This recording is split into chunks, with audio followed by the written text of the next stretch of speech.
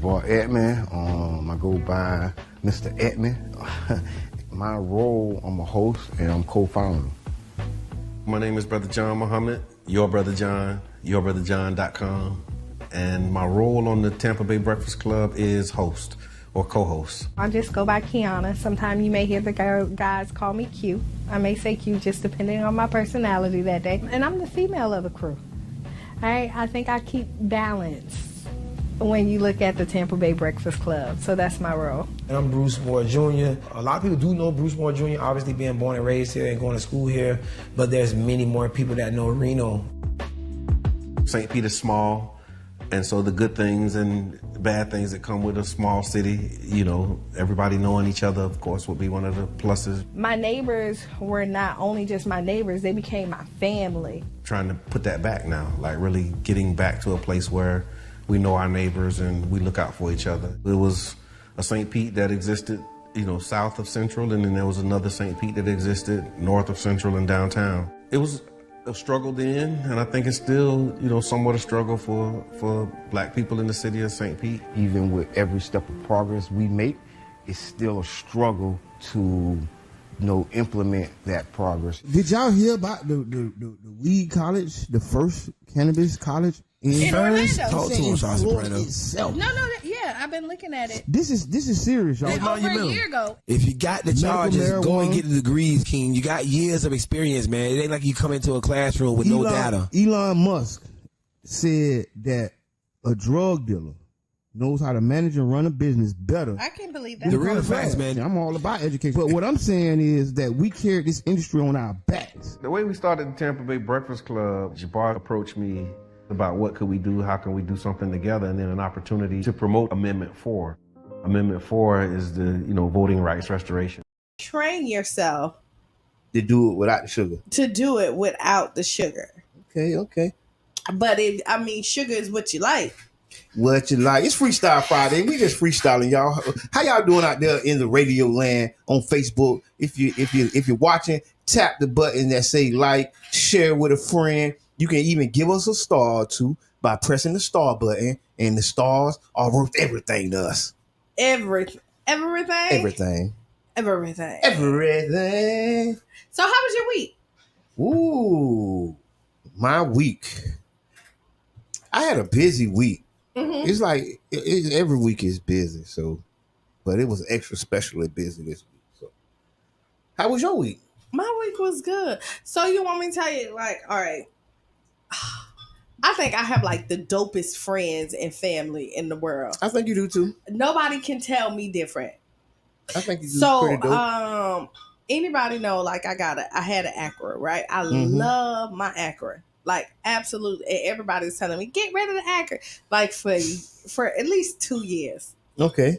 2 years. But I have detachment issues, right? Mm-hmm. So I'm going to hold on till I can't hold on no more. Holding on. Right. Holding strong. So my Acura so first of all, when the storm hit about a couple of weeks ago, it snatched off my whole bumper. Right. Dirty dog. Right. So I was saying, you know what?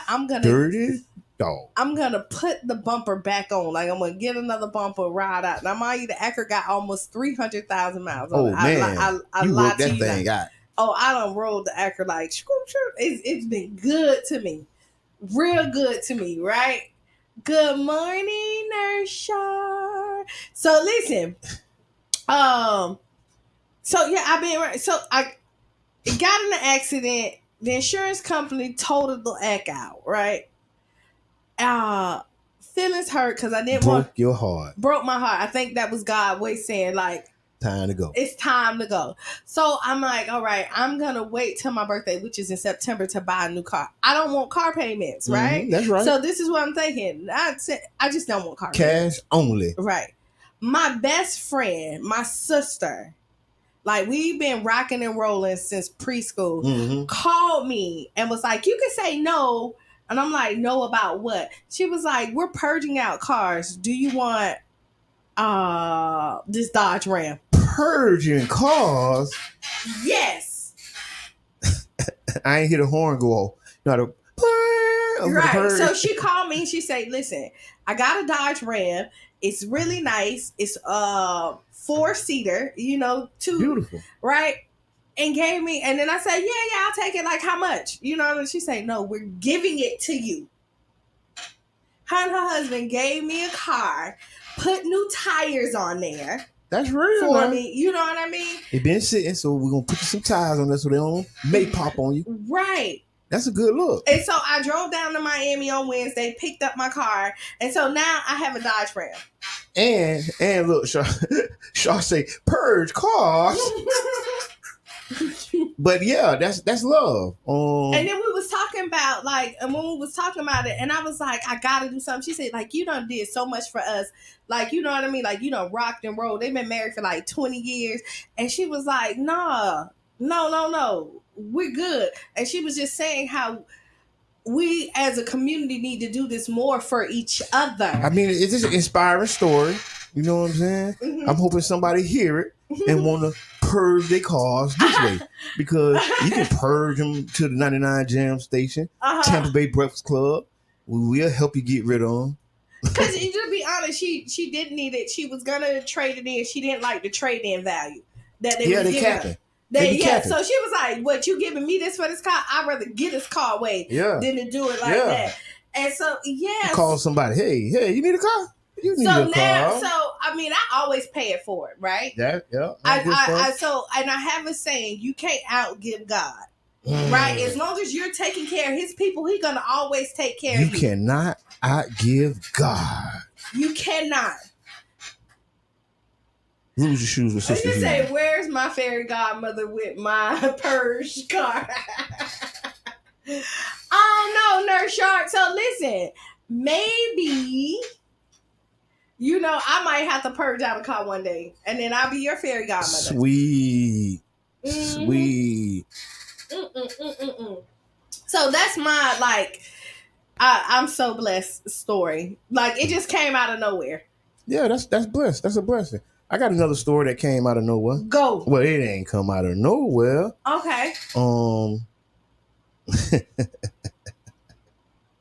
Hey, and it ain't funny, so I ain't laughing. Mm-hmm. You know what I'm saying? But it's definitely a reality that we dealing with.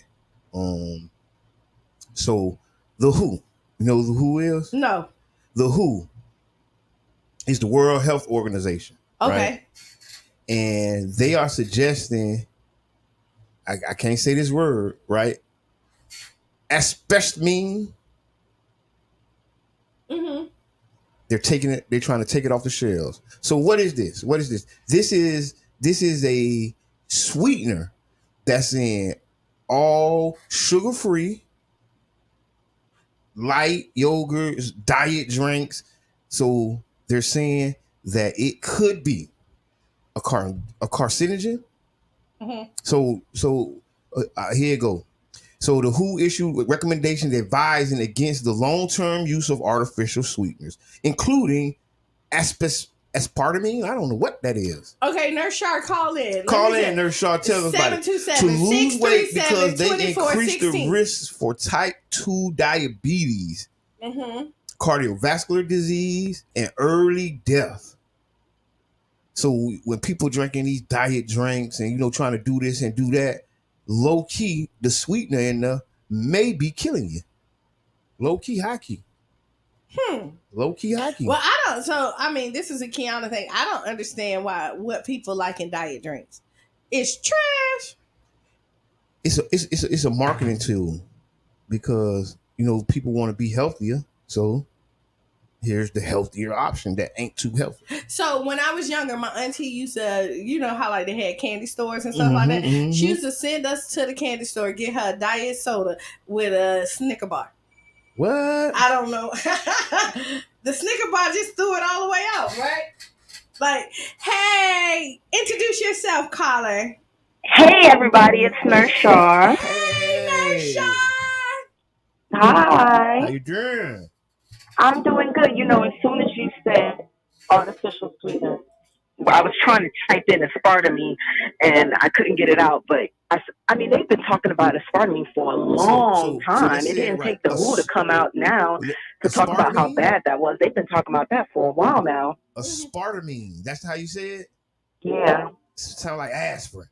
Yeah. It sounds like something that don't belong in your body. So they've been talking about it a long time? I've heard it before. Yeah, they've been talking about these artificial sweeteners. I mean, let's just be honest. Anything that's not organic isn't necessarily the best for you.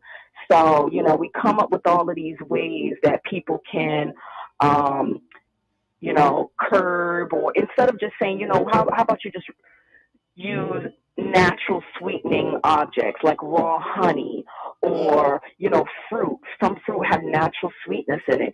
We have this way of not wanting to completely change what we do, so we start to introduce things that sort of give us the same feeling, give us the same taste. Yeah. I don't remember if you remember some years ago where they had these chips and it was supposed to like not absorb fat, and I forget what the ingredient in it was, but everybody was having diarrhea afterwards. Ooh. Because it was like not letting your body absorb the nutrients in the snack, so you was just purging everything. So while it tasted great, your bowels were messed up, and I think they took it off the shelf. I forget the name of the ingredient that they put in there so that you don't absorb the fat or whatever. I think it started with an O. That's crazy. So do you think that they're gonna ban it like with all? I don't think they are, because it's like you got your sweet and low, you got your equals, you got some other ones out there. I think they're all nasty. Now this is Qiana. No, because it's unanimous. I don't like them either. Well, I mean, I think at the end of the day, we have to think about the bottom line is capitalism, right? Mm-hmm. And I hate to say this, but I will say this. I think that America has bought into not only a capitalist society, but I think that the powers that be are committed to keeping people sick. So, I look at ingredients. If you ever look at ingredients of foods, especially children's snacks here in the U.S., and you compare them to children's snacks overseas, you'll have the same Twinkie, the same ho-ho, whatever, a lot less ingredients. There's food items that they completely ban overseas. Wow. Because they understand that it is bad for our health. So like yellow dye, red Saccharin. dye, all of these different chemicals that they completely ban them. And you'll see that the ingredient list for some of these snacks are so much less. And I'm trying to figure out, well, if it's the same snack, why we need all these extra chemicals in it? Wow. We like to mass produce things. We like to hoard things on the shelves. A lot of those things are preservatives so that they can keep them on the shelf life longer. Who wants a Twinkie that's been on the shelf for 20 years? That's bananas. That's crazy. Capitalism. So they don't got to throw it away. That, and you got to think about it. Who's making money in this country? Yep. Big Pharma. Wow. Mm-hmm. Yeah, wow. I agree with you. It's kind of like TikTok. Huh. Because TikTok give us all the bad stuff in our algorithm. Oh, yeah, and then over there, they give them all the good stuff. My TikTok popping. Well, my thing is you give your own self the algorithm. So right. at the end of the day, it's sort of like free choice, right? Yeah. So the government says to you, okay, we're going to regulate, the books that you read, but you can go on TikTok and depending on, maybe I would say it takes about maybe 10 videos for it to pick up what you're interested in, right? And so you give yourself your own algorithm. What they do overseas is there's certain videos that they just completely ban. So it's not like, they just don't have a choice as to the algorithm. So, I mean, I'm just trying to compare it. Like, yeah. We don't care. Right. America doesn't care. No. They pretend to care. Like all of this talk about books and children and pro-life, you don't really care. No, they don't. It's all a facade.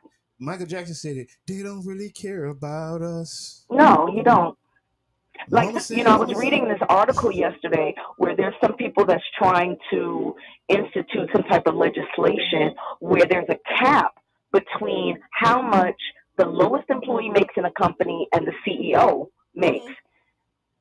Because the CEO gets raises every year. Wow. You know, these big corporations are able to go to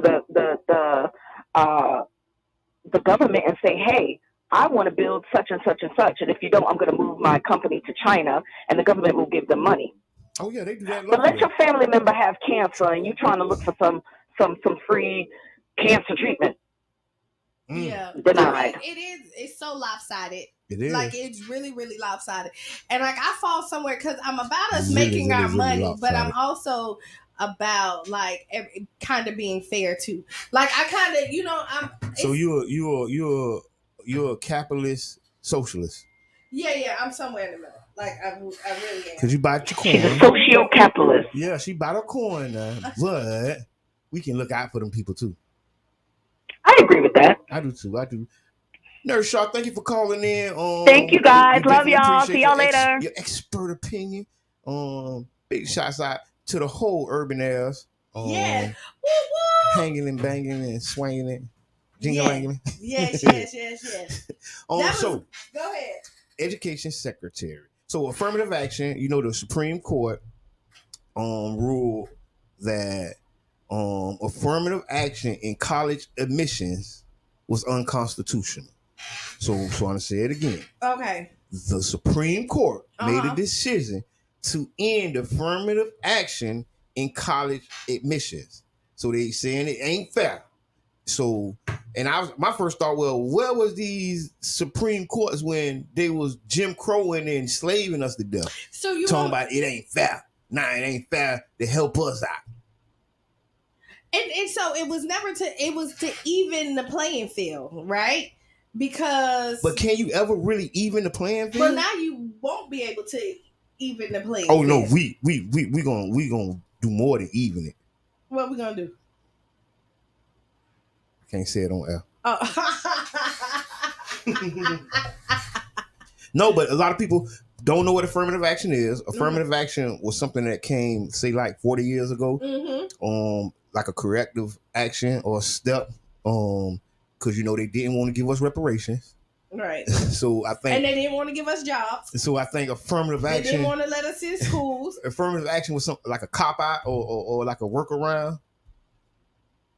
I mean, what was it? I don't know what it was. So affirmative action is where you look at it, and correct me if I'm wrong, listeners, but it allows you that you still have to have so many blacks, so many Mexicans, so many Chinese. You have to make your workplace diverse.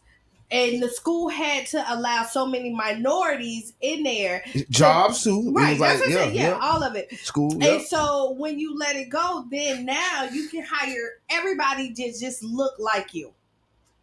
Oh, so okay then. So what you saying is, and that's what the education secretary was talking about, saying that the ruling takes America back, right? And this has all been planned. So they've been working on this for years. I mean, if you look at this, a lot of rulings have been taking America back. You know, I mean, this year, the last couple of years, we just been kind of like slapped in the face as far as like the movement of the people to make us inclusive and to make everybody feel as if this is their home.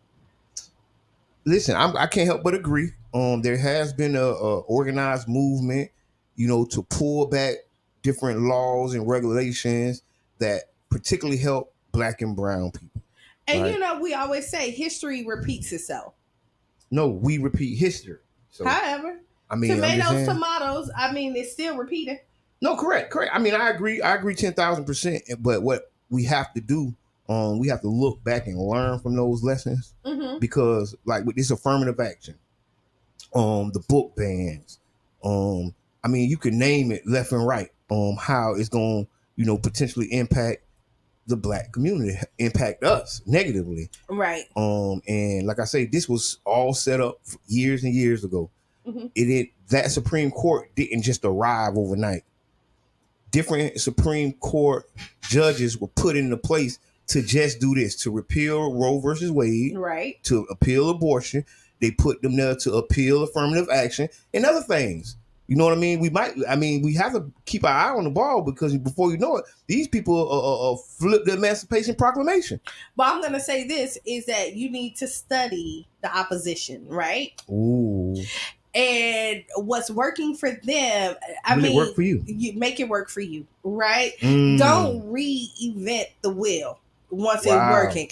And so the thing is, we got to have a plan.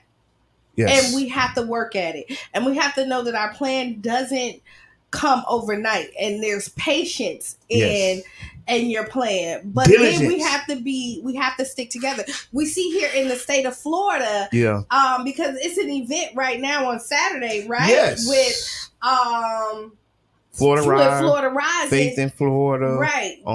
Florida Fall. It's going to be a powerhouse event, right? And it's protesting all the laws that have been passed here in the state of Florida. Yes. That it's a nationwide action, actually, right? So. That nobody agrees with, right? But if you look at them, you can't even be mad. I can't even be mad at the Republicans because when you have the power, you do what you want to do. Right, you get the policies that you want to in place, right, and this is what politics is all about. So again, take this as a learning, you know, as a and then a how to. Thank you. I couldn't get it out. A how to take it as a learning.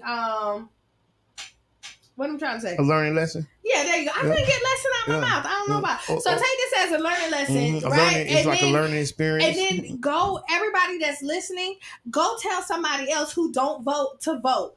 Because we have to get like-minded people into office. And we see what like-minded people do. This is change. You make change and the policies that you want to be seen will show up. And the reason why we can't get what we want because we don't have like-minded people in office.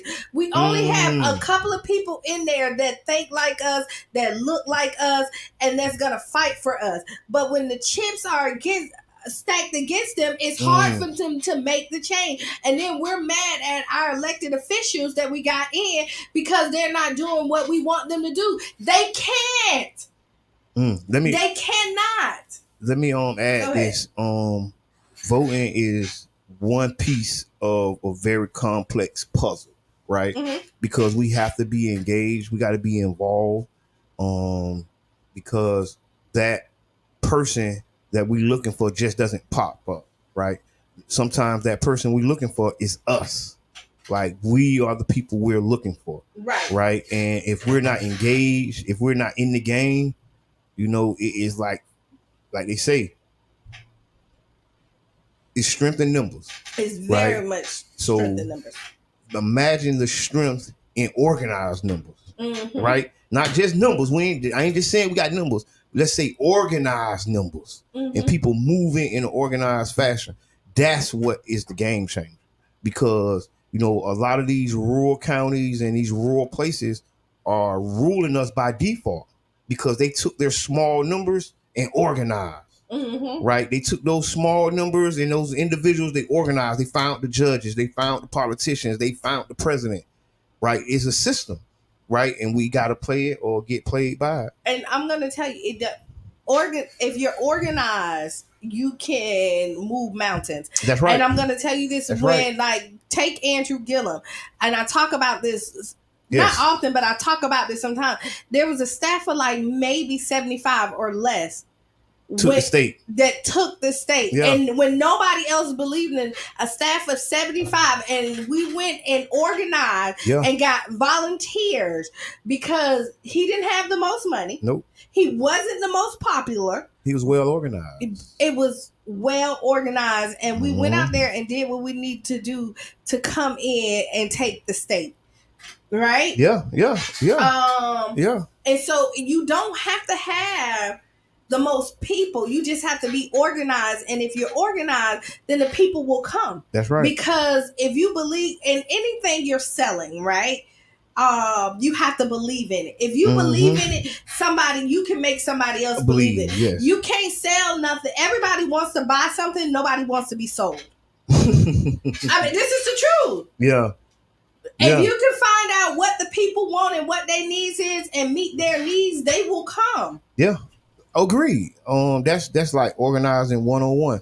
Right now we're talking about the affirmative action steps that were repealed by the Supreme Court around college admissions. A lot of people don't know. An Asian dude and another dude brought these cases up and took them all the way to the Supreme Court because they were saying it wasn't fair to them. Right? It wasn't fair to them that there was affirmative action steps at these schools to get 1 or 2 black people in. So, and it's crazy to me. And so this is the thing is, and you look at this, okay, the Asian guy who took the steps to go do this, then when Asians feel like, or other group of people feel like they have been wrong, we get behind them and help them push their agenda, but nobody helps us.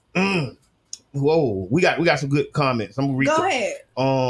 Janice Savage says plantation thinking keeps us with unfair wage to work ratio explained in detail. The 1619 project. I like that. One more from Janice. Affirmative action was to allow minorities into sectors formerly not allowed due to race, but statistically really channel superior talent intellectuals away from HBCUs and out of the minority communities. Oh, Janice, we might need to talk about that. That's a very, very intricate thought. Okay, Yubi, they have no help. Speaking about the politics, yes. Dan says Democrats have run the country for 11 of the last 15 years.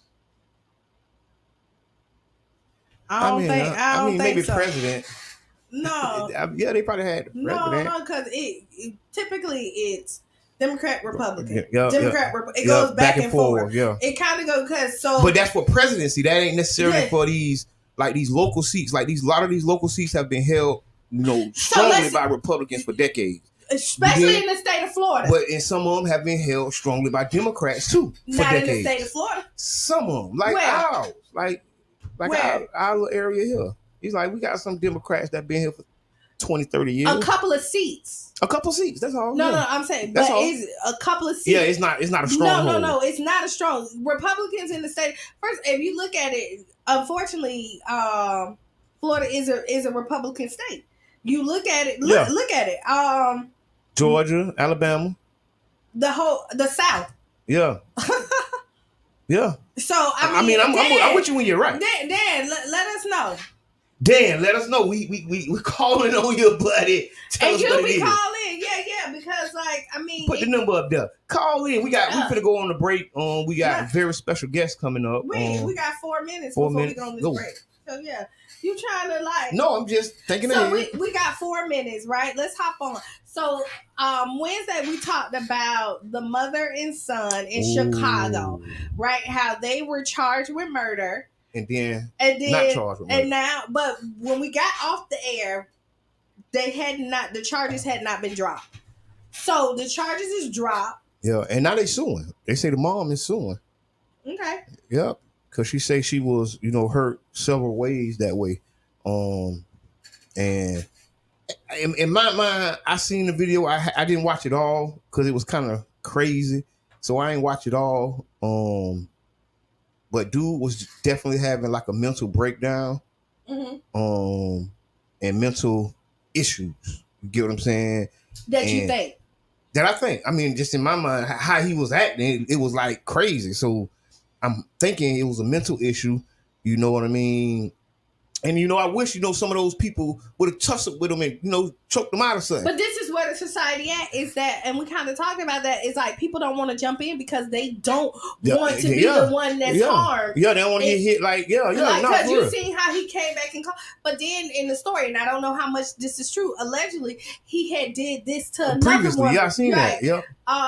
Just earlier a few days ago. Yeah, a couple of days ago. So, and then we also talked about here is in Chicago, the lead that's in the water. You know what I mean? Oh, messing with their minds. Messing with their minds. There's a lot of, this is not just a simple black and white. There's a lot of gray in here. But what I do know is that he shouldn't hit her. Like whatever was going on, this wasn't a hittable offense. No, you don't. Not like that. It was real. That's why when I looked at it, it just screamed mental health to me. You know what I mean? And not only just mental health for the brother that got killed, but like the mental health of the young brother that killed him. You get what I'm saying? Because the little boy is 14. Yeah. And he, you know what I mean, to take a life, Yeah, that's deep. It's very deep. Even the mama, they going through something. This ain't, you know what I'm saying? And it's national news. You keep hearing about it. Everybody talking about it. I just hope people getting the help. And I mean, honestly, if I was in there, I know I got a daughter, right? And I do have, I have my bonus son. My sons would have did. My daughter would have did the same thing. Like honestly, it would have ended the same way. Yeah, I mean, because you can't be doing it. No, not the people. Like no. But this is the thing: is it's hard. Every action has a consequence, right? Every action has a reaction, right? You don't know what it's gonna be, and then when you think that you are the Billy Bad Ape, if somebody you know what I mean, and nobody else ever confronts you and all that, you feel like you the baddest one in the room, and that you're gonna do something. And I do think that men who hit women are cowards. It's bad. But we can talk about that. I mean, we can go in there, and that's a Qiana thing. And I mean, this is about self-control. You should never let anybody get you that upset that you lose your self-control. Then everybody else has the power. I mean, to be angry like that and stuff like that, it takes so much energy out of you. And it's so much easier to walk away because honestly, whatever she said wasn't worth his life. No. It wasn't worth his life. You would say the lack of respect is what led to the elevated situation. Okay, so listen, it's 8:00. We got to take a break. Tag a friend. We have a guest walking in. Yes. We're gonna have I think we got to ask Qiana. Yes. If not, throw one out there. So then we can talk. So yeah. We'll be back 7 minutes after the hour. Thank y'all for tuning in. Tag a friend, share the page, send some stars, and we'll be back. Against police, politicians, and the state. But despite attempts to calm the mood and the use of elite police units and large numbers of extra officers, France's government does not yet have the situation under control.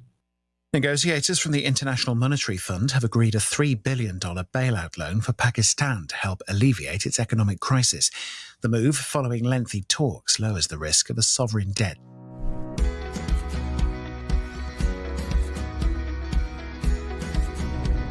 District 7 is located along its north end on 5th Avenue North, all the way down to 54th Avenue South, from as far west as 58th Street to 16th Street South on the east. I'm Brother John Muhammad, your council member for District 7. We're standing in one of my favorite spots in the district, Clam Bayou Preserve. This nature preserve is a great destination for anyone looking to escape the buzz of city life. The park offers walking and biking trails and a launching spot for kayakers and paddleboarders. It's easy to stay active and outdoors around here. District 7 is also home to the Thomas Jet Jackson Rec Center, Genie Hall Pool, and the Child's Park Recreation Center, where you can spot one of our most recognizable landmarks in the district, the Dream Big, Be Big mural.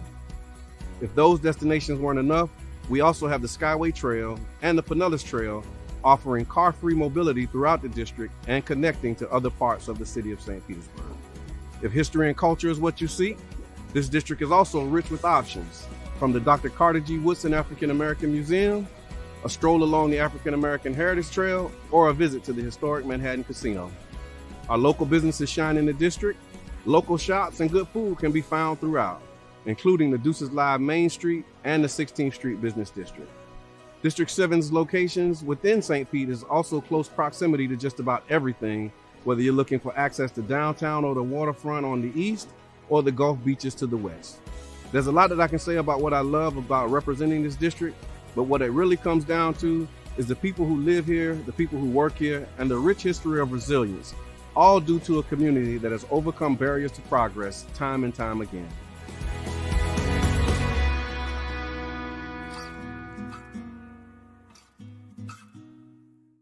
of Michoacan.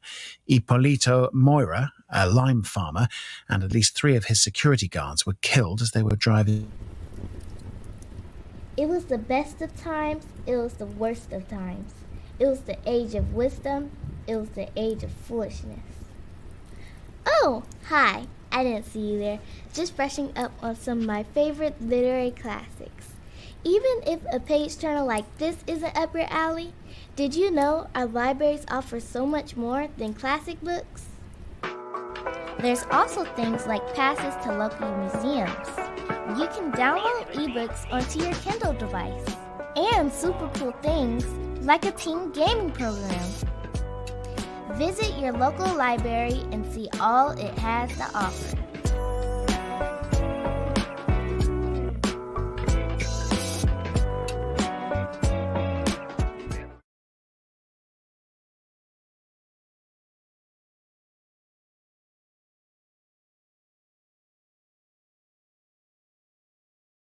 To challenge misinformation about global warming has been speaking to the BBC.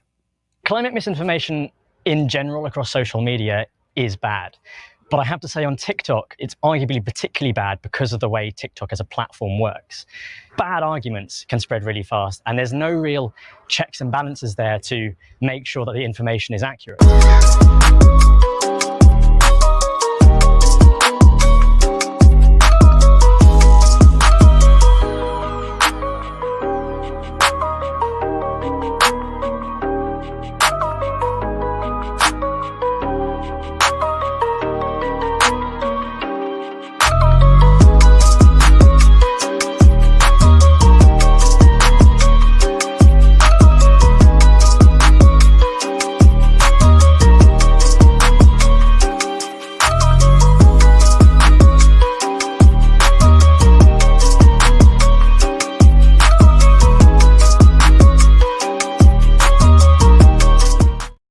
Group, our correspondent has found that recruitment continues despite Wagner's failed rebellion. You can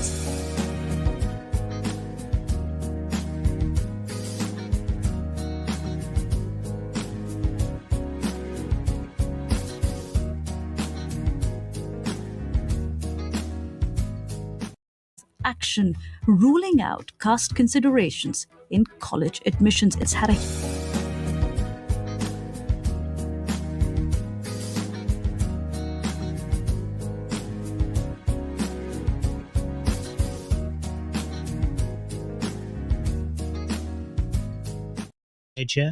in a Paris suburb on Tuesday. The 17-year-old, named as Nail M, was shot at point-blank range as he drove off from a traffic stop. Anger at his killing has sparked unrest across the country, with Nanterre, the suburb where he died, becoming the epicenter of protest. 40,000 police officers have been deployed across France in an attempt to deal with the unrest after cars and buildings were damaged in protests in several French cities. Police have responded with tear gas, and some areas of Paris have imposed curfews. Here on the World Service, we've been speaking to young people about their experiences with the French police. Hello, my name is Magali. I have a son who's 15 years old. We are both from African origin, even though we are French citizens. I just wanted to say something about the lack of respect that the police is usually showing to the people. And just like that, we are back. Welcome back. Yes.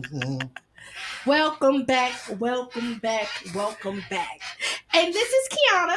I am the one and only Mr. Edmund. And we do have a guest, but before we introduce her, this is the Tampa Bay Breakfast Club brought to you by See That. The New Image Project.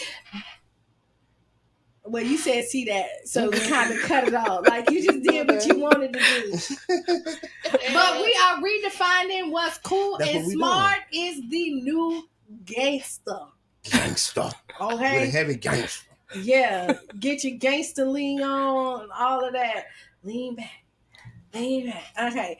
And so we have Miss Janelle in the building. What up? Hey. Thank y'all so much for having me. It's such an honor. You know, I've heard great things about the Tampa Bay Breakfast Club, and I'm happy to be here. You know? Okay, all Tell the people about you, Janelle. Okay, a little bit about Janelle. Just a little bit. Well, my name is Janelle. I am an R&B, soca singer, songwriter, and entrepreneur out of the Tampa Bay area by way of Trinidad and Tobago. I just have a love, yay, big up to the Caribbean people. I just have a love for music, but also I have a love for and a passion and purpose to help others be great and feel good about themselves, especially creatives.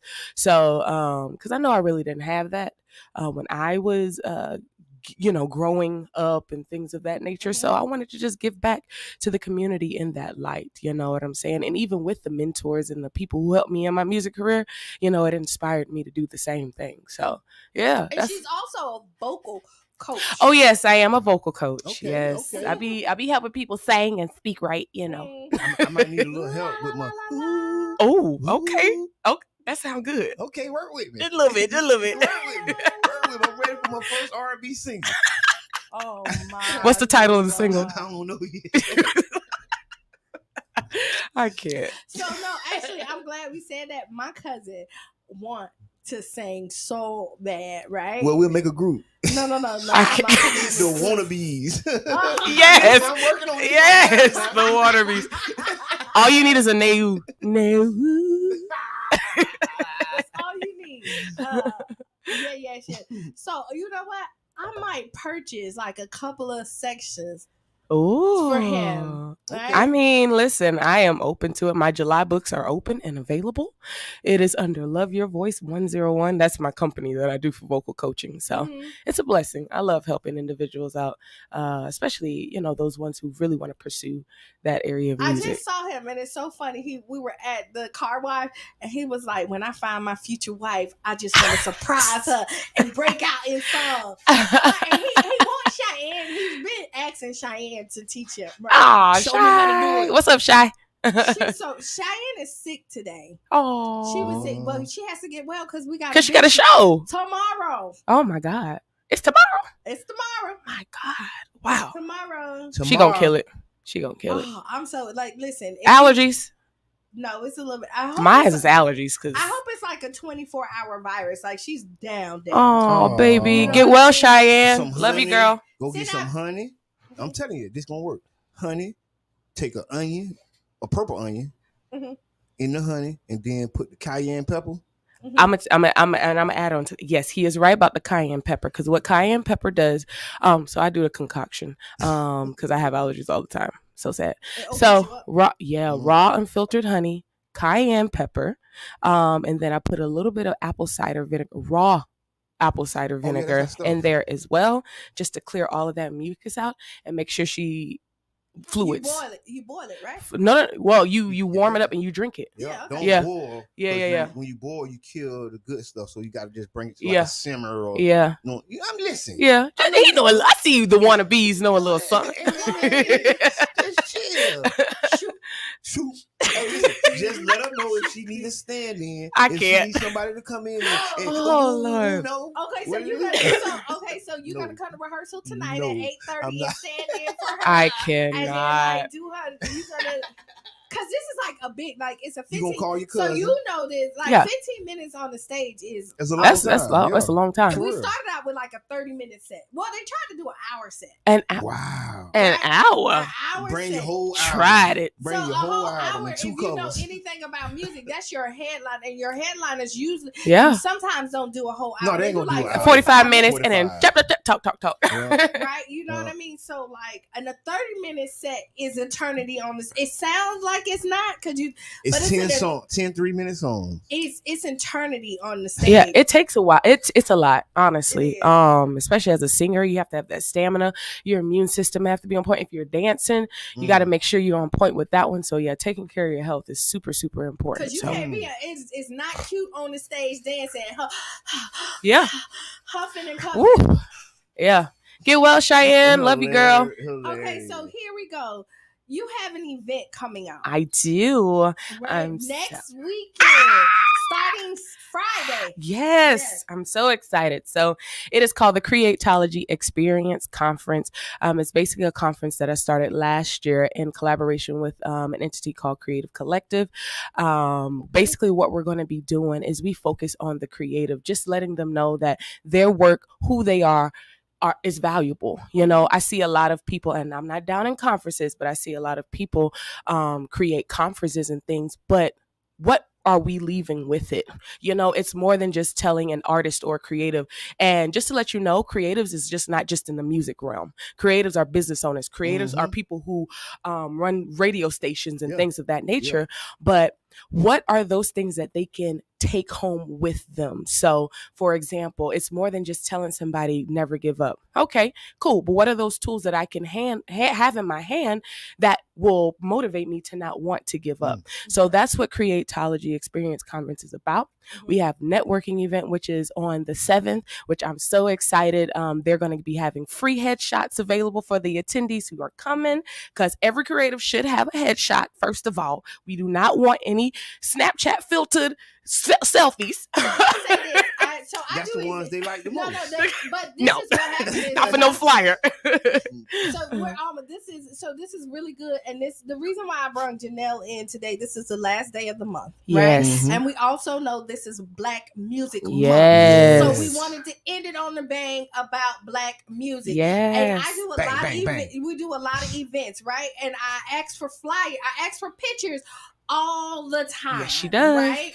Because you need pictures to promote yourself. And people do not know what pictures. You send me the picture of you looking at yourself in the mirror with your tongue out. Yes. You need high quality pictures that you can put on the flyers. Now, technology is amazing that you can cut yourself out of different backgrounds, throw you in there and do stuff like that. It came along, but we still need quality pictures. And I'm so glad you mentioned that, Qiana, because I want us creatives to, I want to get away from the stigma of starving artists. You know, you do not have to starve to be a creative. You know what I'm saying?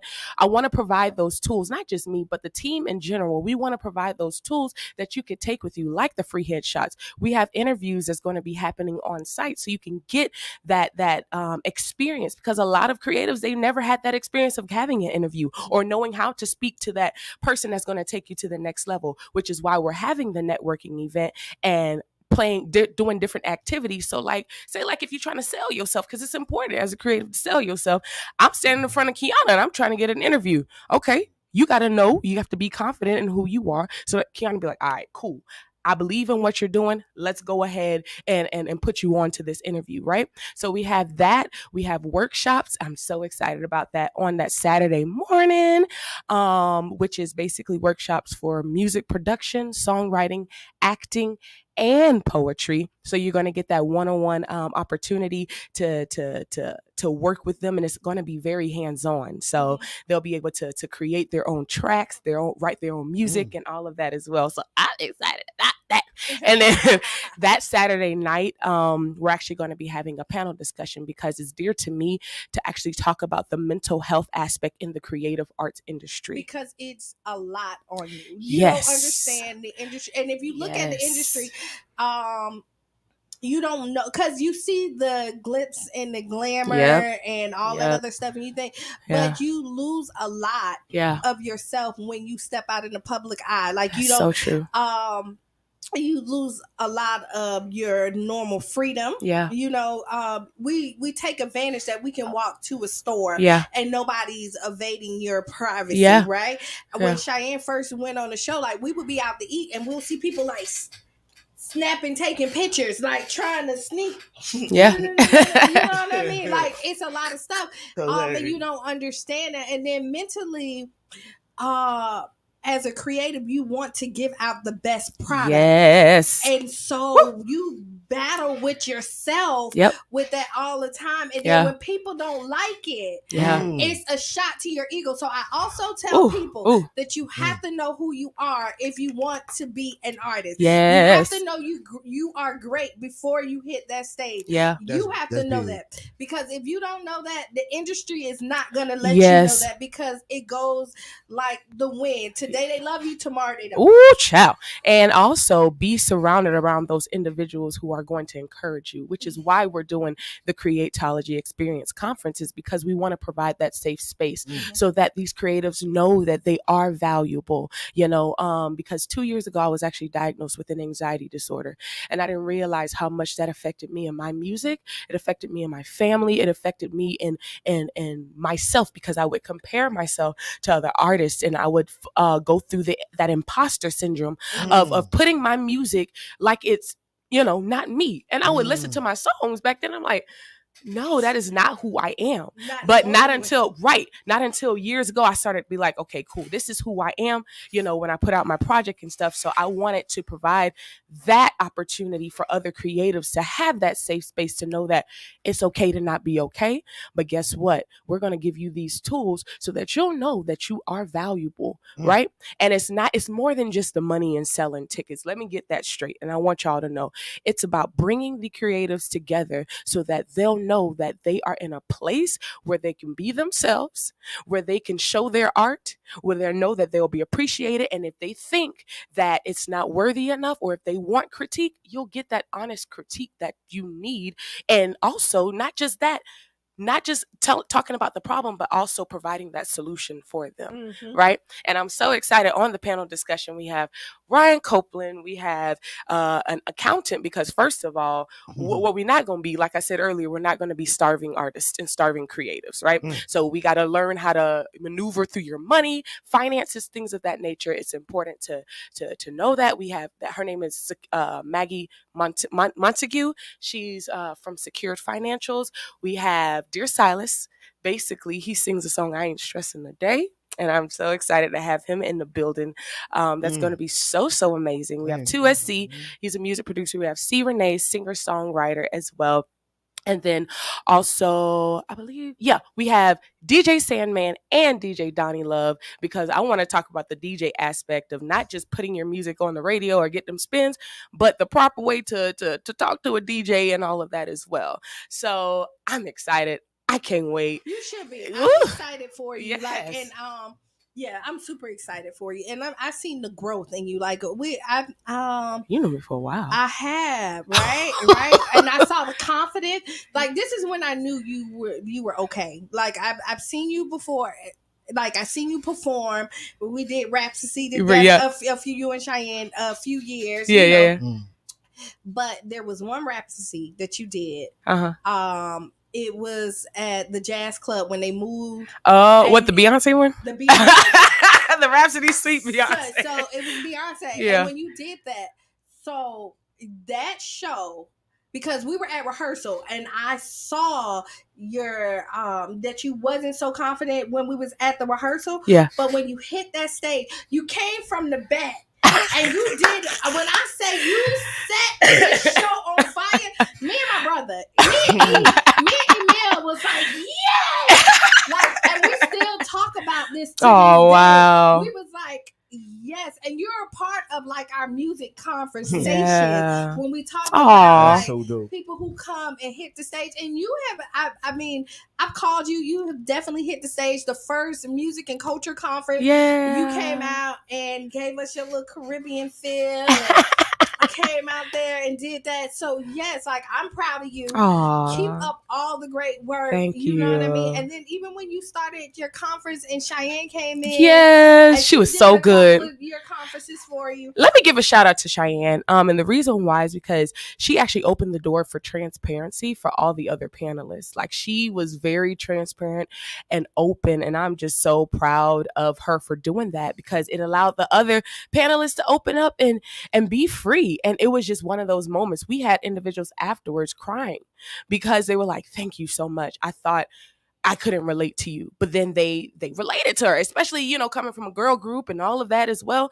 And that was just a beautiful thing. And I'm just excited for it to happen again this year as well. So, I'm excited. So, but how you can purchase tickets, you can definitely follow us on Instagram at It's Creatology. That's CREATOLOGY. At It's Creatology, or simply go on Eventbrite Creatology Experience Conference. We are still looking for sponsors. It's never too late. You know what I'm saying? Sometimes I wanted to come out the pocket. You know what I'm saying? We because one of the things we are wanting to do is we want to provide scholarships for creatives so that they can purchase equipment, do classes and things of that nature. So we are we're open to sponsorship. So we need all the help that we can, but I know it's going to be awesome. And we just want all those creatives in the building July 7th through the 8th. If you want to holler at me, follow the Breakfast Club, follow me, all of that good stuff. I'm excited, and I'm going to be quiet. Okay, no, I'm excited. So this is next Friday kickoff, and where is it going to be at? It is going to be at Revealing Truth Ministries, but it's a part of Creative Collective. We are so excited about that big facility. It's going to be amazing. It's going to be amazing. It's going to be in Tampa, Florida, right next to the skating ring on Armenia in Hillsborough, if you know where that's at, United States. Because that's like roll bounce. Right. If you ain't never been to that skating ring, like, yes. Yeah. So, I mean, you don't have to leave, right? Because we still got a full packed show, right? Okay. Stay in. And since we're talking about music, let's continue that conversation, Yeah, right? for sure. A lot of people don't. So, starving artists. Oh, yeah. You say that because most people don't know what to charge people. Oh, that's good. You know what I mean? People don't know, but sometimes you go too high, sometimes you go too low. That's why a lot of people get managers. You do. Go ahead. Go ahead. One of my favorite vocal coaches, she would always says this: if you want premium, you got to act and charge premium. Right. But it also comes with experience. Right. So I can only speak for myself. When I first started, I did stuff off of pro bono. Right. You know what I'm saying? Because I wanted to get myself out there. But because of my experience, because of the relationships that I built, because of the show that I know for sure that I can put on stage, that's when the prices go up. I was at first, I'm gonna be honest, I was a little scared. I'm like, oh, charging these people $1,000. Oh Lord Jesus. But if you think about it, and one of my friends, I forgot who it was, if you think about it, the stuff that we do to prepare for the show, it is a lot. A 30-minute set is a lot.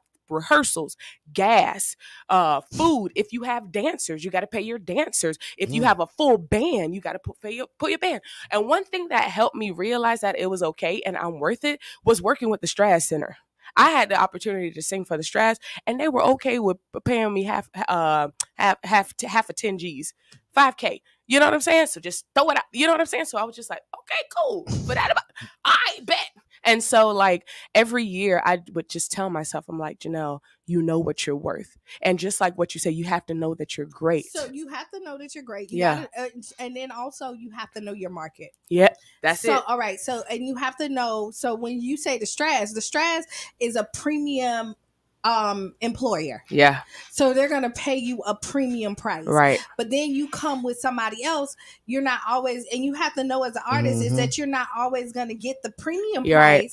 But you have to know what your bottom line is. You're right. Now you always at some point in time going to give something to someone. Yep. Like if you feel it in your soul and stuff like that, go ahead and give. I just said that you can't outgive God. Yeah. You know what I mean? And your blessings keep on coming. Right.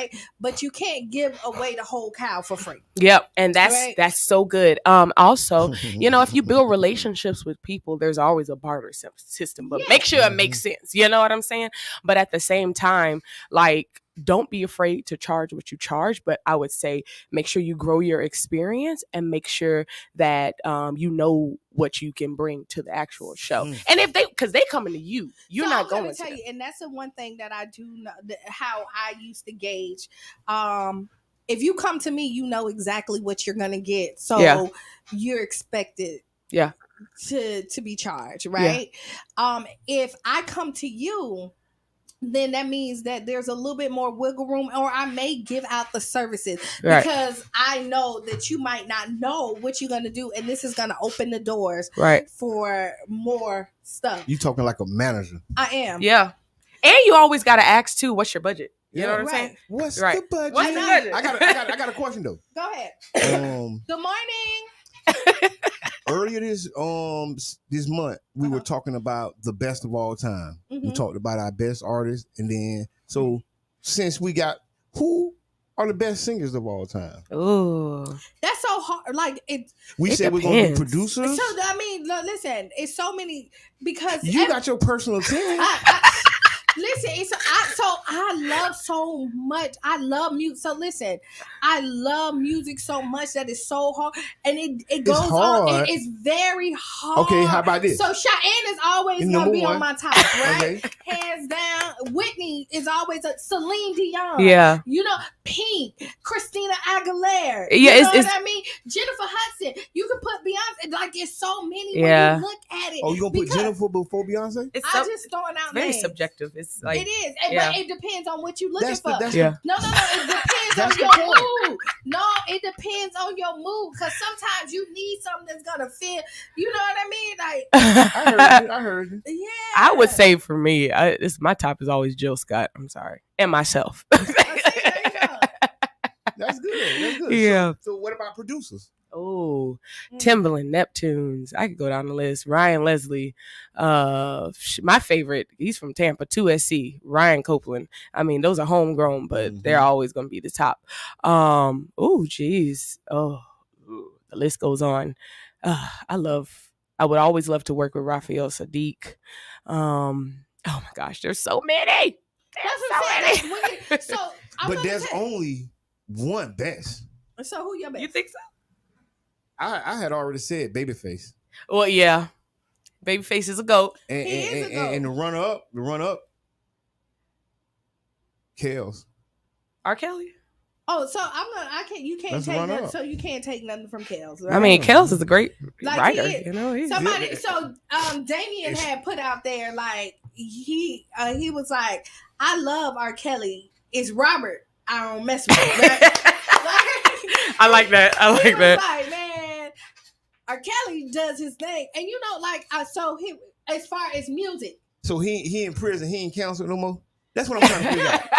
So this is the thing is, was he ever really? So Yeah, they counseled that man. No, you don't go to not one club and not one party, and R. Kelly one song was played. No, that's true. No, you haven't been. Yeah. Like I can't tell you. Y'all ain't play no R. Kelly when y'all was just at the event. What is it? The kickback. I don't know. You weren't there the whole time. I wasn't. So Yeah. there you go. And You can't knock R. Kelly for what he has done. You know what I'm saying? And I know everybody has their opinion, and I think you know what I mean. Yeah. Like wrong is wrong. You know what I mean. Not taking nothing from, but we were on tour with him for a whole year. And he did nothing but respect those girls the whole time. So when I think about the experience that he granted us, like it was amazing. He put the group on tour for a whole year, paid for everything, Wow. and made sure everything was set. He Wow. didn't even let the rest of the staff even mess with them like that. Wow. They were kind of like in a bubble. He went, wrote songs, was giving them stuff for free, and there was never any disrespect, Wow. never like any over like you felt creepy. And then when the stuff came out, Cheyenne and Gabby wasn't 21 yet. He stopped them from even going on stage at that point because June's Diary was a part of his show, and they would be on the stage with him. And when they came out, he was like, nobody under 21 can hit this stage with me. Oh, wow. So Cheyenne and Gabby wasn't 21 yet, so they had to come off of the stage with him. Oh, wow. You know what I Wow. mean? So you look at it. We got one comment. Oh, go ahead. Sharonda say his music is still streaming major money. Yes. Yeah, that's true. And I mean, He dropped our album or something. Well, I mean, the And thing was- is and they- I and they think pulled it when down? you look at it, this is mental health. Ooh, At child. when you think of the trauma and hurt people, right? Lord have And Mm. when you are abuse, you typically become the abuser if That's this is true. not fixed and not corrected, right? If you don't get the help that you need. And what you see, and since we're talking about the music industry, when you have money and power, you have yes people around you. And you don't have people that correct your actions. They call them enablers. Right, because they are afraid to lose their job. But you need real people around you. This is why I stay in Cheyenne camp. That's good. You know what I mean? Because at the end of the day, I don't care if she get mad at me. Because if I can't tell her right or wrong, nobody else will. True. And I want the best for her. I don't care what nobody else thinks. Come on, mama. Yes, sir. Mama, man. But if I'm in your camp, because I've worked with other people, I tell you that whoever your manager is has to believe in you just as much as you believe in yourself. That's because true. They are your walking billboard. That's they true. have to sell you when you can't sell yourself. Now, if I am your manager, I'm going to push you as far as I can push you, right? But if I step away, this train to still keep on rolling. It shouldn't be completely on your manager to push the whole thing. Right. So when you're looking for management artists that's coming there, you got to get somebody that believes in you. For real. Somebody that's going to tell you the naked truth. Now, if you cannot accept constructive criticism, again, you're in the wrong industry. And then also, I'm so glad you mentioned that, because last year at a conference we had, his name is Colin Stanback, and he was a manager for a lot of people, and he was the A&R for Geffen Records. And one of the things that he said, if a manager, the first thing they come to you and tell you, I need this amount of money, they ain't the one for you, because they don't believe in you at all. Because he said the same exact thing. Your manager has to believe in you as much as you believe in yourself. But if the first thing that come out their mouth, I need 10 grand to do that, that's an automatic red flag. So yeah, that is so true. Now Tony say, tell Janelle, get ready for Soul Juke Joint Tour. Oh, hi Tony. I love Tony too. Yes, Soul's Juke Joint. Oh yeah, I love Soul's Juke. Yeah. So here you go. New artists, when you come in, since you're talking about management, and you're talking about pay, so your percentage as a new artist is typically going to be higher than your seasoned artist. And I'm going to tell you why. It's because you're not making as much money, right? And you're not booked as much. And so when the manager is out there, they believe in you, they're putting in the legwork for free. At this point, and doing all this other stuff. So when you first get in, 20% somewhere is about average for a new artist. And then the more season you get, the more you get booked, then your percentages go down. Because then it averages itself out. So like, you see what? So here you go. And people don't realize that, because you be like, wait, you want to charge 20%? The industry is 10. It's this. No, Beyonce might pay you $5, but she's making $1 million per show. So 5% of $1 million is a lot. You know what I mean? But if you're making $300 per show and you're giving me 20%, it's still no money. You know what I mean? Your manager only get a percentage of what you make. And they have to put in the work. So y'all have to work together. So think about that. Now, new artists, when you're coming in, I always tell you this, new or old artists, there is a book. I buy everybody who asks me to manage them this book. All you need to know about the music business. They keep on doing like different editions of this book. It keeps you on top. It tells you. Oh, that's cool. So listen, if you don't have it, get it. Everything you need to know about the music business, right? Nice.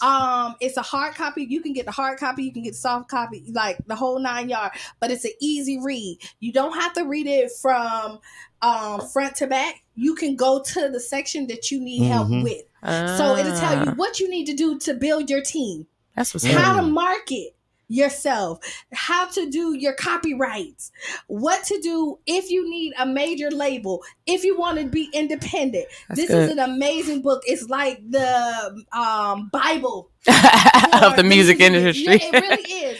Somebody else told me this years ago, and I always buy a new copy. I probably bought like 15 copies of this book because people who I believe in and I've done work with, I give them this copy. Even if I'm not working with you anymore, That's good. You have this that you take. This is my gift to you. I love it. I love that. Go ahead, mama. That is awesome. Yeah. So, I mean, y'all can join the conversation at any point. Give us a call at 727-637-2416 if you want to add anything in. Yes. Jamar, you got something? Yes. Go ahead. Since we still talking about music, we talked about the best producers, right? the best record labels of all time. And I'll start first. I'll say my number one record label is gotta be Motown. Motown. That's the classic. Now after Motown, it's Cash Money. I'm just saying. Cash Money. No Def Jam. Hold on, I ain't done. Epic Records. Cash Money for the 99-2000. You heard? I like Epic. You know, Cheyenne. How about Empire? Really? Empire. So here we go. Empire is they probably down. I mean, down, Empire is new and is up and. But like, no, they got the guys. The Empire the guys. Who is with Empire? That's a real record company. Yeah, it is. Oh. Empire, your boy on XX Extension was with them. Oh, okay. Mo 3 was with them.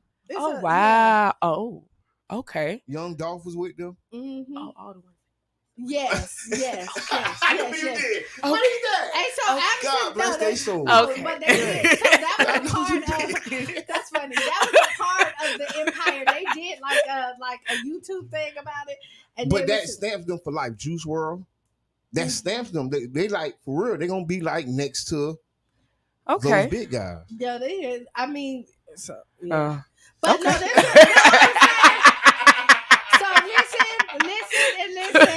We both said, okay. No, but there's good labels out there. Like labels, I know that, so I can talk about Epic because again, Epic was dope. Okay. We went to like a couple of Epic parties. They know how to put on a party, but when you have tons of money, you should. Right. Right. At least throw a good party. Right. No, so like for the BET Awards, Epic came in. It was a concert. This is when I met Outkast. Oh, nice. What Jordana is his name? Jordana. He was on the label at that point. Fat Joe was there. It was so many people at this thing. They gave us free Louis Vuitton. What? We had glasses. We had like free Louis Vuitton. Listen, when I say you, that's the real money. They got that real money. Like the little grab bags. You came in there. You listen. You had the good. You had the good in there. So there was a lot of giveaways when nice. You look in there. And so like there's definitely great perks when you the higher you go up. But don't be discouraged, my artists out here, right? Please don't. Please do not, because the reality is that a lot of people won't reach that. Yeah. But it doesn't mean that you're not gonna have a successful career. That's true. Right? That's good. So let me say this again. The reality is that most artists will not be signed to a major label. Right. And you have to know your market, and I keep saying that, and you have to create your own lane. Yeah. And know what fulfills you. Right. And how to make yourself successful. Yeah. And you have to just learn and define what success looks like to you. That's why I like Chance the Rapper. He's an independent artist. Mm-hmm. Like, and he made his own independent label. He was not signed to no major label. But look at him now. You know what I'm saying? Millions, Grammys, all of that, writing for other artists and stuff like that. So yeah, that is true. And that is the reality. Every artist may not be signed. Yeah, that's cool. But I literally, even through the conference, speaking to the A&R from Geffen Records, a lot of them, they give them 360 deals. And it's just like, they don't tell you the behind the scenes when you sign that contract. You know what I'm saying? So like she said, they own everything. What 360? They take everything. They take they take a piece of everything. And I'm going to tell you, necessarily that's not always a bad thing. If they don't give you enough money up front. But it depends on what the contract is saying. You know what I'm saying? It's not necessarily a bad thing. and this is another, and I've said this before, is your first contract is probably not going to be the best contract, right? But you got to be careful because people sign everything away on that first contract. So some people don't get a good second shot unless somebody buy them out of that contract. So attorney, get you a lawyer. It's for real now. Your first contract is probably not going to be the best contract. Yeah. I'm going to be one. And people will tell you what not to sign, but they ain't been offered nothing. Okay? Let me say this again. That's the one. Say it again. People will tell you what not to sign and ain't been offered nothing. Ain't no deal been on their table. They heard it's rumors of what's good and what's bad. And then it's just hoopla. They work at McDonald's and they telling you that your 360 is bad. Right? No, right. This is for real. Like, they never even stepped on the stage. That's just like all us fans telling Kobe and LeBron how to dunk, and I can't jump higher than 5'2". Okay? And I'm trying practice to what you preach, huh? Right, you have to get a good attorney. Look at it. Your first deal is probably gonna mess you over, but the one thing is you don't want nobody to have an umbilical cord to you for life. You know what I mean? That's good. Know that your first one may not be the best because it's probably not. But you know the next one you want to get value and work really hard so that your next one you can demand what you want. Because when somebody else is putting up all the money, they're taking all the risk. Yeah. So this is where the 360 came from. Is that you starving artists that you don't want to be don't have no money. Oof. You don't have no marketing budget. You know, you can't put yourself on tour. You can't do nothing for yourself but bring the talent. No, the 360 came from when Soulja Boy made that hit record and made more money off his ringtones. And once the ringtones went to booming so much, the record label tried to figure out a way to get touches on that money. No, that's not necessarily. I will, but 360 also came from is that everything went digital.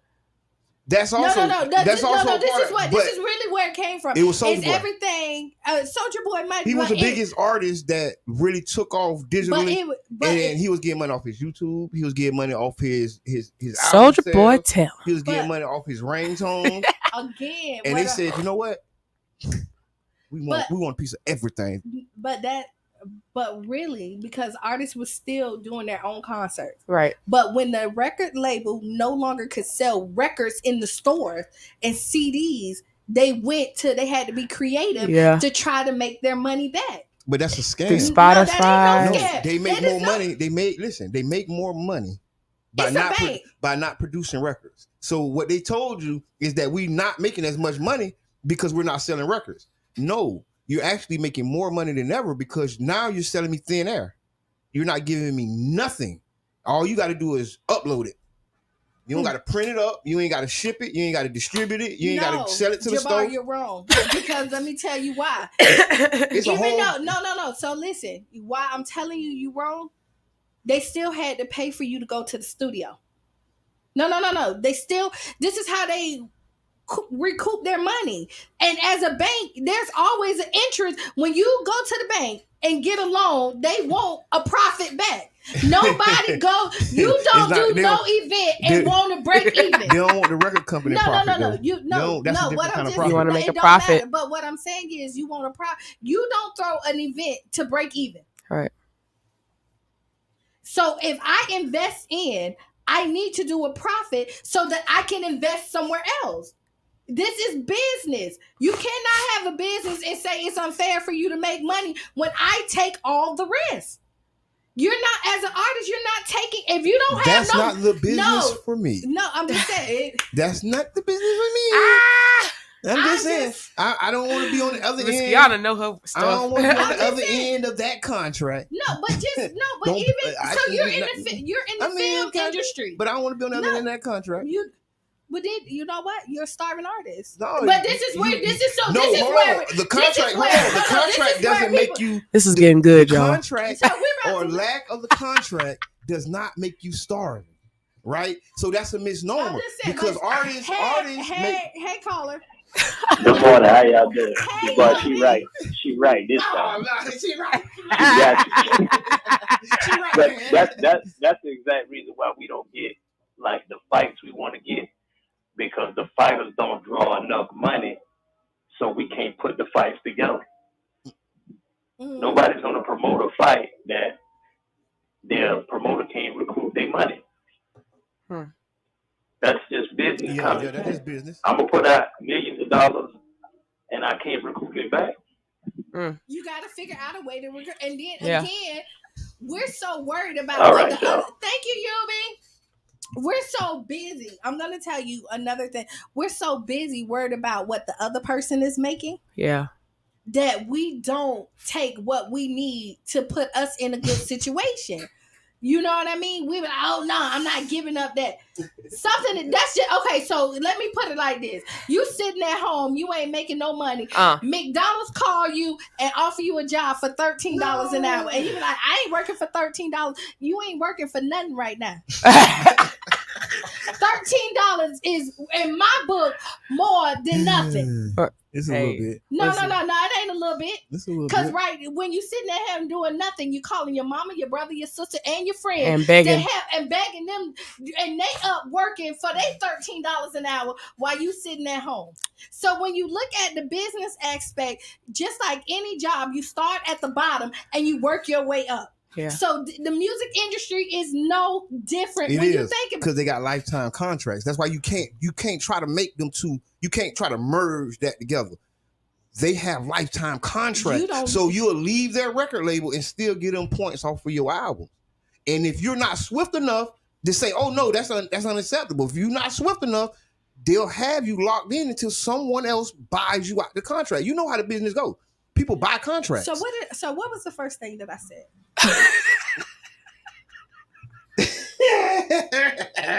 What was you saying? What was the first thing you said? No. I'm done. They are so funny. Don't you be done now. No. Don't you be done now. What was it? What did I say? Your first contract is not, but make sure. Yeah. You gotta grow. You have to grow to that point. You gotta grow to that point, and then on top of that, usually that contract, when they put that money up, they're always probably gonna make money off of that album. No, it don't work like that. And then every contract is different. When the last contract you got, Jabbar? No. Every listen. Because you talking about what? When the last contract you got? The last one you negotiated? Y'all, this is funny. You cannot just sign anything. Right. I never so hold on. No. But you saying your first contract gonna be back? No, it's a negotiation. So a lot of people have to be savvy enough to know I don't just have to sign that. But that's why you have an attorney or lawyer there and stuff like that. And so I said you got to. So did I not say that? Yeah, she said that. Did I not say that? Yeah, you have to have, and like also different contracts are different. There could be one for 1 year, 10 years and stuff. Yep. That's why it's always important to read the fine print. But so what I've noticed from other people that I know have signed deals and stuff, they don't read the fine print at all, which is what traps them in those things where, you know, the company may get an X amount of percentage and then they only get a small amount, but then they bedazzle them with jewelry and cars and all of that stuff, the materialistic things. I've witnessed that before and I've seen it. I've never been signed to a major deal because I choose not to. But that's what I've seen from other people. That's why it's so important to make sure you read the fine print and have somebody, if you don't want to read it, have somebody there to pay somebody, invest in somebody to do that. You really do need to invest in somebody to go ahead and do it. Now, just know this. If they give you a gift, it's recoupable. It's yes. Yeah. They're not giving you nothing that they don't want their money back for. Yeah. They don't believe the hype. That's true. Oh no, I don't want them good. No. So if I give you $100,000 $100,000 car. Believe me, if they buy you a chain and all this other stuff, Oh, you better get that in some sales. They want it back in the sales. Yeah, that's you tough. know what I mean. Like there's That's things. tough. So I'm gonna tell you, everything's negotiable, right? Right. And you have to know. But I'm gonna tell you, don't go in there. And I'm not telling you to sell your soul, but you have to go in there realistic, right? And you got to go in there fighting, but you got to know that you're not going to get everything you want typically. You know what I mean? And artists, another thing, a side note, be mindful of what you watch on social media, because all of those artists that you see on social media, you got to be careful with that. You got to be mindful. I've witnessed a lot of young artists who are trying to mimic what these other artists are doing, but don't know what's happening behind the scenes with them, with their mental health, how they got there. That's a big thing. Don't think because the Soulja Boys and this person, they got there easily and or anything of that. No, everybody's journey is different. Everybody's journey is different. So don't go up there and think, oh yeah, they just got that go. No, it ain't like that. So be careful what y'all watch on social media, because it's not what you think it is. And listen to your music. Like people don't even. So you see. What you say? Listen to your music. No, listen to your music and know that it's entertainment a lot of times. Yeah. Yeah. So you listen half of them people don't be doing that, child. No, we can look at City Girl. All right. You hear all that, and you see where Carisha at on a talk show, and over there on Diddy Arms. Right. And let me tell Plies is a nurse. Let me just throw that out there. You think he does that because he sells himself. Lil Wayne, if you really hear Lil Wayne talk, he I think he went to University of Houston or something like that. Listen, they just be talking just to talk. People sell albums and wow. They just talk just to talk. So people ain't really real. So here's the beautiful thing about songwriting, because I'm a songwriter. We're storytellers. Right. Sometimes, and majority of the time, that we're very transparent. We tell our stories and things of that nature. And you tell other people's stories. Yes, and that's the thing, right? Or we're imaginative. So we have these visions, and we're like, okay, I'm gonna put this in a song. Now half of the time, the songs that Drake be talking about, I'm gonna tit this girl up and da da da da. I'm gonna do. Now doggone well, his soft self ain't do that. All right. So yeah, that's why I said be careful. What you got? People look at your YBs and stuff like that. What is a YB? NBA Youngboy. Okay. I mean, I don't know. I ain't know who that was. I'm on your side. I don't know the code. I don't know the code. YB, so I didn't. Yeah. Okay, YB. YB ain't gangster. I ain't say he ain't, but but you just don't know. Yeah, you don't know what I heard you. I hear that. Yeah. This is what I'm saying, and we idolize these people, and this is who we want to be like. Yeah, and not you, Jabbar. No, I just had an epiphany. What? Listen, like them. So they have us idolizing people and personas that aren't real. And we're trying to make them real in our lives. And then just think. So let's say NBA Youngboy, right? He was on house arrest for a while. Right. Mm-hmm. Why would any other young boy want to be on house arrest? Right. Where you can't do anything. And now, no, I'm just saying, this is what you're promoting. And then he has a slew of children. Oh, yeah. Right? And I'm about making these babies, right? Because we want a nice population. But he's also leaving single moms out here, and then you're on house arrest. Yeah. Now this is a picture. This is Qiana speaking. You're on house arrest. You have these kids. How can you really be a father to 11 children? Yeah. But properly? this is another thing and too. The households are all different. Yeah, and somebody's gonna laugh. And this is crazy. This stems from like a person's upbringing. Music is so influential. Yes, that's why it's super important. Guardians, whoever you are, be mindful of what your kids are listening to. You know what I'm saying? So, because they're super influenced by it. You know what I'm saying? I'm not saying, you can't listen to, your rap songs or anything like that. But like, that's why I praise like individuals like, and shout out to St. Pete, Rod Wave, like his music, if you really listen to it, he tells a story sometimes, unless I'm wrong. Oh no, I love Rod Wave. You know what I'm saying? Yeah, so, but like, there's like certain artists, that, that tells a story and talk about, yes, I went through this hardship, but I overcame, what I'm saying? So like, but definitely be mindful of, like with the baby mamas and, You know, be mindful. I like that. Yeah. Be mindful. Just be really mindful when you look at and just No, you stay, got to, and though. when you're looking at the music business, remember also the most important part, it's a business. Yeah, that's true. That's why they selling this. Yeah. So listen, what sales? It's a business. And you think about like your indie artists and stuff like that, underground, that you take our commons, who speak positivity and stuff like that, and never really got awards, never pushed to the forefront. That's preaching about unity and all this other stuff. It's not the narrative that you want to, that you want the masses. And you look at like our culture dictates almost everything, right? And then again, with crack cocaine hit our community and tore it up. Now it's the music that's dividing us. Yes. You know, it's our music that is killing us. It's the garbage that they're feeding us. And I'm not saying that all music is bad. Right. You know what I mean? Listen. The music culture has changed a lot. I love music. Like, it just does. I saw somewhere a little girl, she was like, I can't stop moving. It's in my bones. Like, I just love it. Listen. Like, she just started, she was like, it's in my bones. I can't stop it. You know, and so it does something to your soul. Yeah. You know, music feeds your soul. It could be a good way or a bad way. Yeah. You know what I mean? Some music is so depressing, and if you ever listen to music, it puts you in a different state. Like, I know when I'm sad, I got a playlist for that. You're right. I want to cry to. Got a playlist for that. Yeah, you know what I mean. When I want to be gangster, I got something for that. You know what I mean? And if I just want to be laid back, I got a playlist for that as well. That's true. So I kind of know it. And so you feed your soul on how you're feeling. That's true. Powerful. That is true. Music is very powerful. Super, super, super powerful. So we have 2 minutes. Final thoughts. Go ahead. We're going to start with Janelle. Oh, man. Creatives, you are valuable. Creatives, don't ever think that you are less than. Creatives, listen, you are needed in this world. And you know what I'm saying? Make sure you follow Creatology next week, July 7th through the 8th.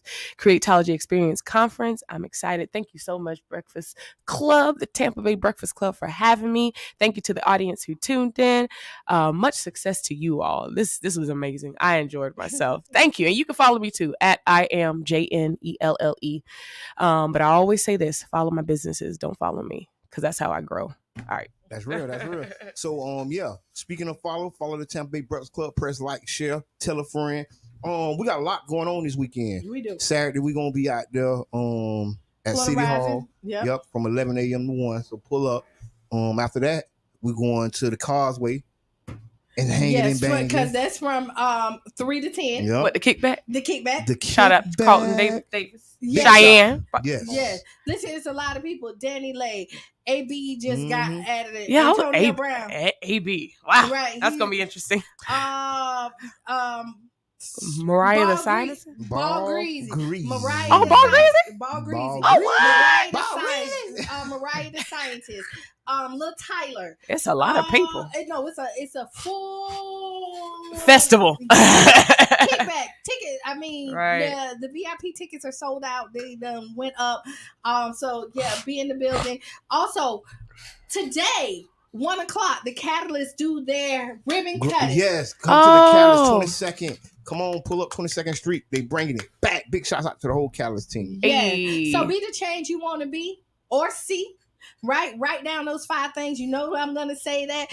5 or more at the end of the day that made you smile, made you feel good, made you giggle. Because again, I always tell you, we focus on what happened negative for the day. Hey. And it was only a minute of our time. And there was so much greatness that happened. So I want you to appreciate life, because you don't know when it's going to end. And you want to leave here with a smile on your face. Cheese. This has been the Tampa Bay Breakfast Club. I am Qiana. I'm the one and only Mr. Edman. Janelle. And we are out. Peace. Yay. Yeah, that was a good show. That was good. That was fun. I just come back again just to talk. Y'all are hilarious. This is Cara Festo Radio.